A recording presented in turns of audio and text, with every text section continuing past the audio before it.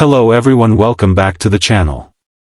Today we take a closer look at the recent developments surrounding Russia's claim of a symbolic win following the Trump-Putin meeting, while at the same time Ukraine continues to resist strongly on the battlefield. Russia has attempted to portray this meeting as a diplomatic achievement, something it can showcase to its citizens and to the international community as evidence that it is still an indispensable power despite ongoing sanctions and isolation. However, as we peel back the layers, the reality is far more complicated.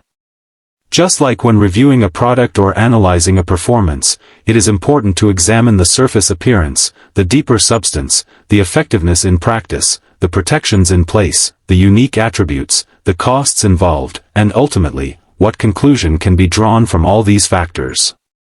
On the surface level, the exterior of this event was carefully managed and presented by Moscow. The optics of the meeting, the handshakes, the smiles, and the formalities all worked to create an image of legitimacy. Russia wanted the world to see that despite a full-scale war in Ukraine and heavy condemnation from the West, it can still sit at the same table with a figure like Donald Trump and command attention. For a country facing growing economic pressure and military challenges, these images serve as a powerful message to its domestic audience. The exterior layer of this event is all about symbolism, where appearances matter more than substance, and where the perception of success can be used as propaganda for internal stability. When we shift from the exterior to the interior, the story changes significantly. Beneath the glossy photographs and official statements, the meeting produced very little in terms of concrete results. There were no major breakthroughs, no binding agreements, and no changes in the military dynamics of the conflict. Russia did not gain relief from sanctions, nor did it secure any guarantee that would fundamentally change its position in the war. The interior of this so-called victory is thin, fragile, and hollow.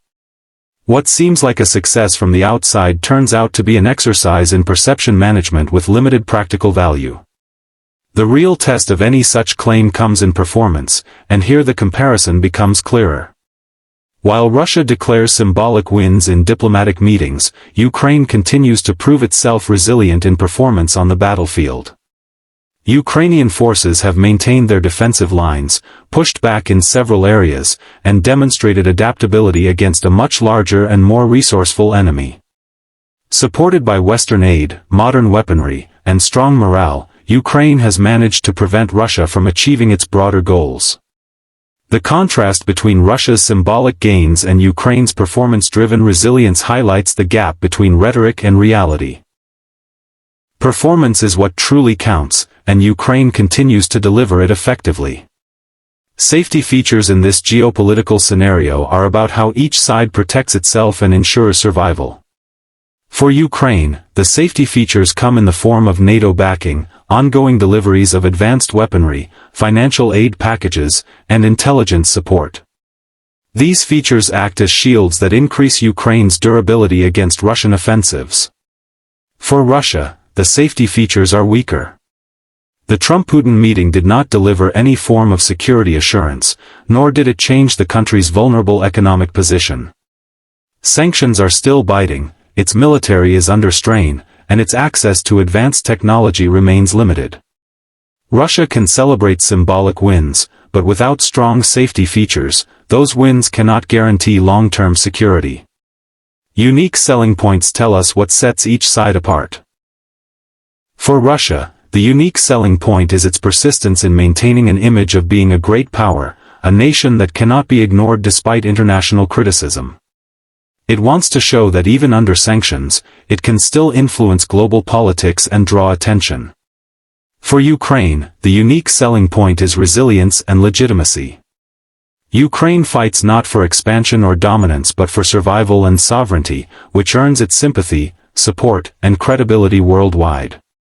This unique attribute makes Ukraine's case stronger in the eyes of the international community, ensuring it has a broad base of allies willing to continue support despite the costs. The question of price is crucial. Russia's symbolic victory comes at a steep cost. The war has drained its resources, cost thousands of lives, and severely weakened its economy. Even the internal celebration of diplomatic recognition cannot cover the price that the Russian population and its military have been forced to pay. For Ukraine, the price is also extremely heavy: civilian casualties, displacement of millions, destroyed infrastructure, and immense suffering. Yet Ukraine's price is paid in defense of sovereignty and freedom, a cause that resonates and sustains its determination. Russia's price is paid in pursuit of prestige and dominance, making its symbolic victory feel hollow when weighed against the immense costs of sustaining the war effort.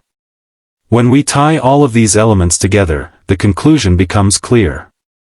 Russia's claim of a symbolic win after the Trump-Putin meeting may serve as propaganda for domestic consumption, but it does little to change the reality of the war.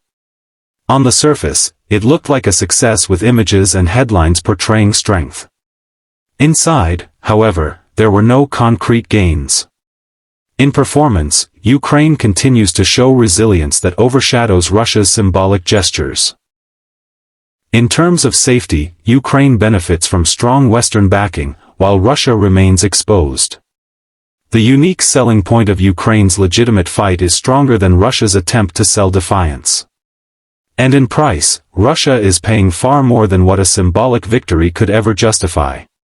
This means that while Moscow can claim a win in the realm of appearances, the true test of success remains on the battlefield and in the endurance of nations.